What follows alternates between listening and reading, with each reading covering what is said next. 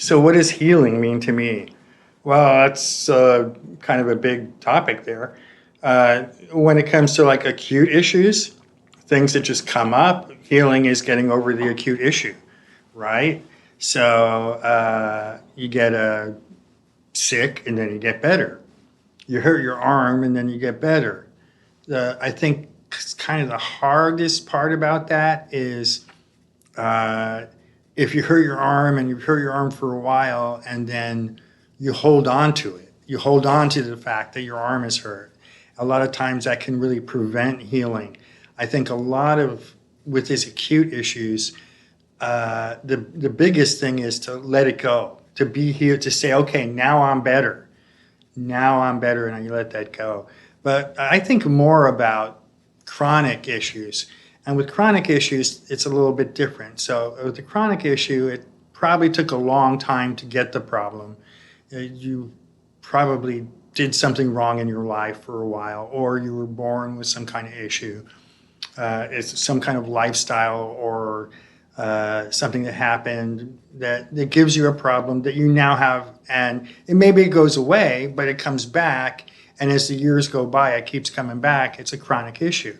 And it's something that maybe laid you up for months, and you never quite got better from it. And it comes back and goes forth. Now, when I look at healing it for those things, what I'm looking for is how healthy and how happy are you?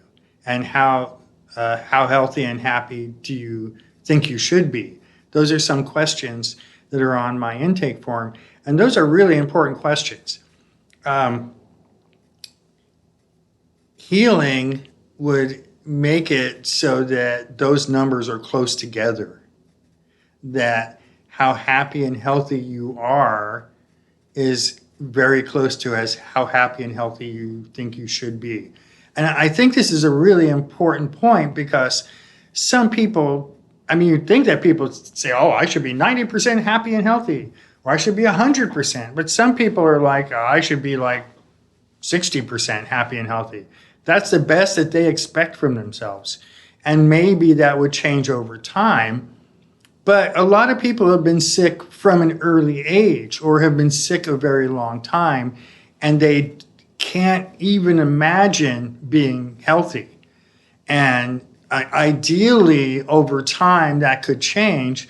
But there's some people that I just don't see that changing anytime soon. That may take many years of other kinds of work than I can give to have them change that. There are people who have been sick their whole lives and they don't ever expect or even see a life with them being that healthy. But if the health that they want to be and the health that they think they are very close together, that means they believe that they're doing really well. That is a very good point. And I also look at, on my intake form, what are your hobbies and what do you like to do, things along those lines. I consider those to be extremely important answers for people with chronic issues, because a lot of people who are sick with chronic issues don't do what they like to do. And that's because their illness is interfering with their life. And I think a real goal in healing with a chronic issue is to be able to do the things that you like, to do the things that give you joy. You may need to change them. I mean, maybe your joy is working in this high-stress job and upper management, and that's what gives you joy, but that's also making you sick. You may have to change that and maybe go towards horseback riding or one of your other joys that you have in life. But I think that's a pretty big key there. So with a chronic illness, you may never be able to get rid of it. Some things are just, you'll probably die from it, okay? So if you have a chronic issue, it's eventually going to kill you. But as a herbalist practitioner, we can give the client the skills to be able to help them keep their chronic issue in remission. I mean, that's the key. It's a chronic issue that's not going to go away. But if you can give the person the tools necessary for them to be able to keep it in control. And I mean, I do that a lot with my clients. Sometimes it takes a few years with a chronic illness, depending on what's going on. But if they can get into remission and they know what keeps it in remission and what causes a flare up, then whenever they have a flare up, they know what to do to bring it back. And that's going to be an ongoing issue throughout the rest of their lives.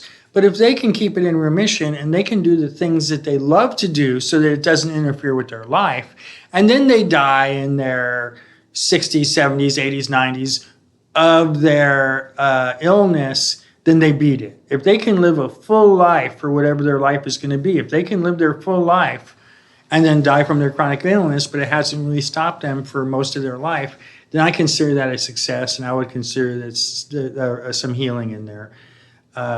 Yeah. To me, that's one way that I look at it. Ask me on another day, and I'd answer all these questions slightly differently.